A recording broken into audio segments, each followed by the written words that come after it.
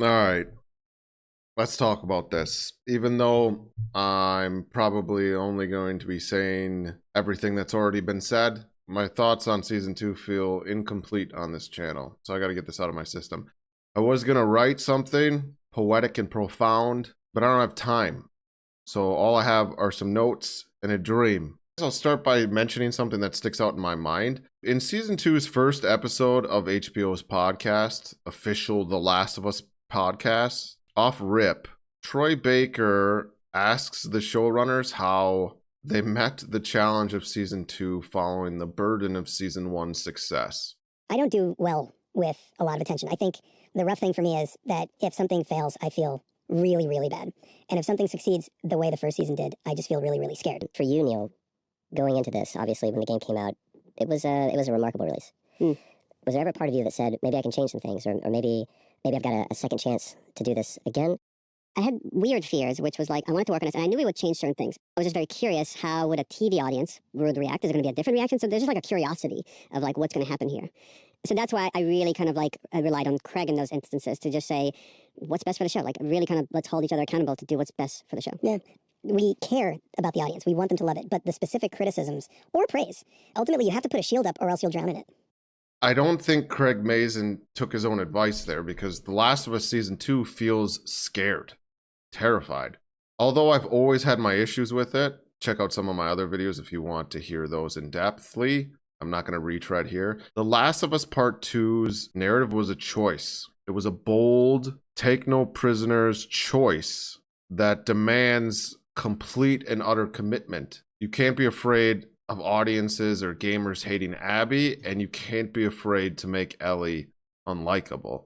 In the show, initially I thought the early introduction and over-explanation of Abby's backstory and motives were a reasonable adaptation choice if this season were to have told her and Ellie's story simultaneously, rather than devote 2 seasons to the pair separately, which in my opinion is still a terrible decision and a pacing nightmare. It was in the game, and it definitely is in the show. Ultimately, all of that exposition and comic book villain-esque monologue in do is undermine the eventual reveal and impact of her story. And this exposition dump mentality pervades the entire season. It kind of feels like Neil and Craig thought that critics of the second game simply misunderstood it rather than didn't enjoy it. So they over-explained everything in the show to try and negate a similar reaction from the audience. And it really just made things worse, because now you're treating the audience like they're stupid. I would argue the game did this as well with its narrative, but not to the extent that the entire season features monologues that basically explain the message. Or one in particular in episode 3, which is when I really started to worry about this season, which was rushed. Season 1 was rushed. This was really rushed. 7 episodes is crazy. And that further exacerbates these issues. Wasting time on pointless conversations, jokes. The dialogue is terrible. Oftentimes there's just swearing over and over. I don't know. Well, that scene with Josh Peck at the beginning of episode 4, was that just to illustrate the soldiers' incompetence? Maybe. It was very distracted. There were a lot of tonally distracting things this season that prevented moments from truly landing and diluted the sense of dread and darkness that should define Ellie's journey, her portion of this story. And obviously the most glaring issue with season 2 is its handling of Ellie's story. Complaints about Ellie's diminished likability in part 2 of the game, while not universally shared, I didn't feel that way, appear to have heavily influenced the show's direction with her character to its detriment. And I almost feel like they probably just were trying to protect Bella Ramsey, which is the tragic irony of this, in the same way they were trying to protect Caitlin Dever by introducing Abby's motives early on. Because despite Bella Ramsey's best efforts, earnest efforts, her portrayal of Ellie in season 2 falls short of the mature, hardened character required for this narrative. That said, I'm going to stop here for a second, because I want to condemn the cyberbullying of Bella Ramsey, which is inhumane and has gone way too far. That's not to say that anything on the internet can go too far. Everything always does, but it's just reminiscent of what happened to Laura Bailey when she voiced Abby all those years ago. It's probably more akin to Hayden Christensen's experience playing Anakin in the prequels. This is the kind of shit that makes an actor quit or tanks their career. People online act like what they say or whatever they meme doesn't get seen by the person that it depicts or addresses, that there isn't an actual human being at the center of all this, because the internet's not real. Like, you'll watch this video and I'm just a person that I'm just a face and a voice. And I understand why other people online would rather just approve of this season and move on, because criticizing it might mean fueling more hatred and cruelty.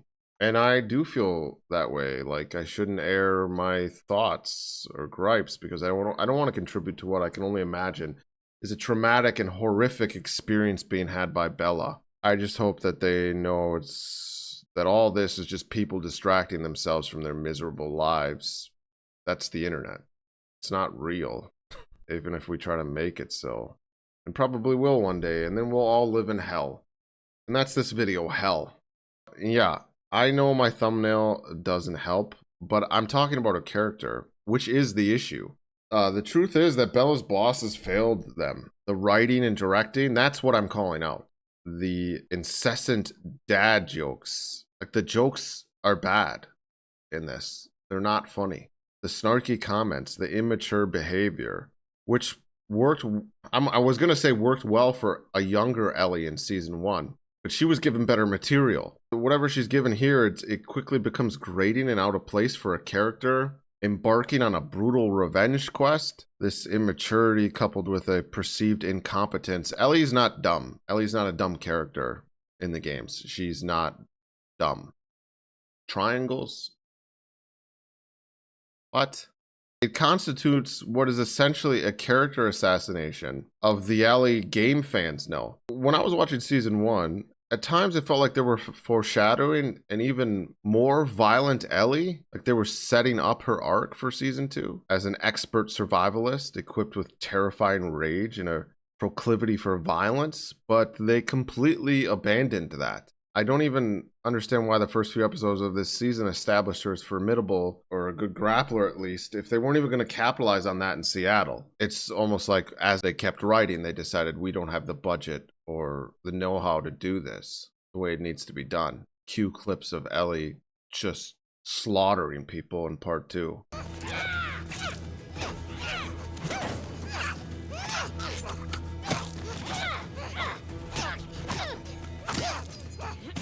She might have choked out one guy and then Nora.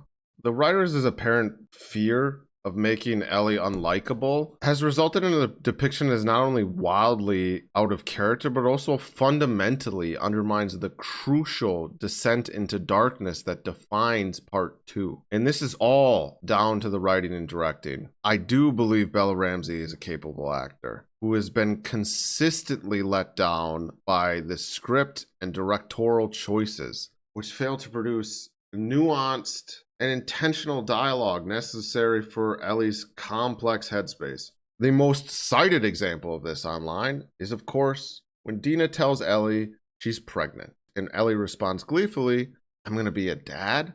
I get that it's a joke. I get that it's played for laughs. But Ellie is supposed to be driven by an obsession with revenge. She would call her a burden, like she does in the game. She would not be thinking about a future beyond killing Abby. I just don't know why you would overlook her character in that moment for a laugh. It's worth noting for people who don't know, even though this video isn't going to be very beneficial for people who didn't play the game, because I'm only talking about this from the perspective of someone who has played the game.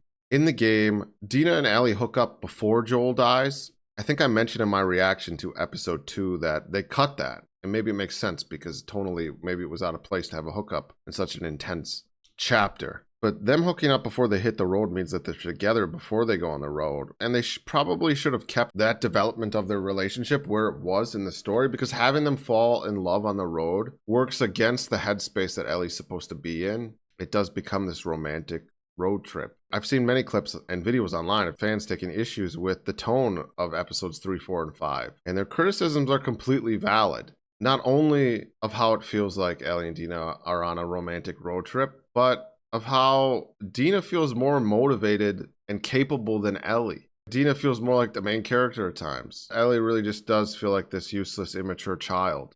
There's a moment in the finale where Ellie abandons Jesse in the search for Tommy because she realizes where Abby might be, the aquarium. That happens in the game, but it makes little sense for show Ellie to do that. After Nora, there's the scene similar to the game where Dina is washing or cleaning Ellie, who's got a... I mean, in the game, it makes sense that she's all bruised up because she's been battling constantly. I don't know where she got all the bruises in the show. During that moment after Nora, Ellie tells Dina about what Joel did, and they both sort of agree that he was wrong. Dina says, "We should go home." Ellie nods. That's sort of the end of it. Ellie finds herself in the exact sort of headspace that I would argue in the game she finds herself in after Mel and Owen when she's in the theater talking to Jesse. Except she does mention, I guess I'm just going to have to live with Abby being still out there, so she's still thinking about Abby. But in the show, it feels like she's ready to go. But then the show does what it's been doing the whole season, which is develop this character in a way that isn't in line with the revenge quest, but then flip that revenge switch for moments like when she tortures Nora, because it needs to adapt whatever plot points from the game. So this happy-go-lucky Ellie tries to resemble something like revenge mode. But everything surrounding those plot points don't even remotely feel like revenge mode. It's just so tonally inconsistent, and her character is all over the place. On top of that, Jesse and Ellie's relationship is dog shit. He's basically just annoyed with her as opposed to disagreeing with her. They feel like equals in the game. Here, she's just an irresponsible kid and he's an adult. And then the interaction with Owen and Mel. Owen doesn't need to say, "I'm the one that kept you alive," to remind the audience, because that's what that line's there for. We don't need these lines to remind us of things that happened or to tell us about the character dynamics. Like, just let us watch what happens and how characters naturally react. Yes, you could argue that he said that because he's trying to garner sympathy with her so she doesn't do something. But that's not why they put that in there. They wanted to remind us that Owen was the one that saved them. And then given Ellie the opportunity to save the baby, Mel's baby, in my opinion, is another example of trying to make Ellie and her actions a lot easier to swallow. Even the way that Owen and Mel died was way more accidental than in the game. You could argue that her hand was forced in the game, but she was going to kill them. She didn't hesitate. There was no remorse until she saw that Mel was pregnant. Before that, she'd been killing people for days. 3 days of death. Either Ellie is obsessed with revenge and becoming the villain of Abby's story, which puts her at risk of being unsympathetic and unlikable, or she's not that. You can't have your cake and eat it too, which is what this show wants to do. And I have no idea why Ellie had an interaction with the scars before the aquarium, unless it's just like a fun Easter egg, because Abby has that encounter in the game. And spoiler alert, Abby's antics in the village are obviously what saved Ellie in that moment. So maybe it's just that, an Easter egg for us to discover later on as viewers. It's just completely unnecessary, and it kills the pacing of the episode. It's just more wasted time in a season that's only 7 episodes. Even the ostensibly good moments in this season fall flat due to poor placement and execution. For example, the flashback episode, which was directed by Neil, surprisingly, and is arguably strong on its own. Within this season, it severely disrupts the pacing, arriving precisely when Ellie's character should be descending further into darkness following her confrontation with Nora. The game didn't dump all the flashbacks in one go, but rather gave you pieces of the past to put together like a puzzle as Ellie thought about them in present day. It was a reflection of Ellie and what she was thinking about and the things about her past with Joel that were motivating her and pushing her forward. In the game, it really helped to keep Joel's presence alive and enhance Ellie's guilt, regret, and drive. Like I said, it's worth mentioning that in the game, Ellie and Joel were estranged for 2 years before he died. Until the porch scene. Like, the porch scene happens the night before he died, but before Seth and the shove, they weren't on good terms. In the show, she finds out about the lie and basically forgives him right away. Like, I think that all of that happens within, if not the same day, the same week. The amount of time they spent estranged in the game really helped fuel their journey and the awkwardness of the porch scene, which I'm going to get to in a second. It's almost like, because that's one of the saddest things about this game's story, that for 2 years they weren't even talking. The show's writers were like, that's too sad and tragic. The porch scene. I will applaud Bella and Pedro's acting in that scene, even if I think Joel's crying all the time is just out of character. Show Joel just isn't Joel to me. In that said, in my opinion, the show's version of the porch scene is an overly sentimental spectacle of over-the-top emotion, rather than what the game does, which is a powerfully understated, heartbreaking moment, where it feels like both characters are about to cry, and that made us cry. So much goes left unsaid in their last moment, their last conversation. And that's stronger, in my opinion, leaving you on the precipice to want more. In the show, because this is what the show does, everything is said. Pedro even says, because I love you. That's what gamers wanted in 2020, was for one of them to say, I love you. But we didn't get that. And I think here it gives you more closure than you should have in this story. That's goodbye to Joel. And that's it. That's probably all we see of Joel now. This is just another prime example of the show's tendency to over-explain and spoon-feed information to the audience rather than allowing for subtext and inference. And because of everything I just said, I do think it worked better at the end of the narrative, because you spend the whole story thinking Ellie and Joel's last moments were bitter. You spend the whole story thinking that their last moment was at the dance. Ultimately, I think The Last of Us Season 2 represents a significant misstep for an adaptation that was previously acclaimed. While the production design and sets remained visually impressive, like it really does bring the game's world to life, even if the costume design was misguided this season. These aesthetic strengths cannot compensate for the fundamental weaknesses in writing, characterization, and narrative pacing. This cowardly storytelling, I feel like I mention Star Wars all the time now, is akin to the Star Wars sequels, because it attempts to appease critics of the game's darker themes without fully committing to the narrative's inherent challenges. In the same way that The Rise of Skywalker addressed backlash to The Last Jedi, this is fan service gone wrong. And I have to imagine overall it's extraordinarily confusing for casual viewers who didn't play the game.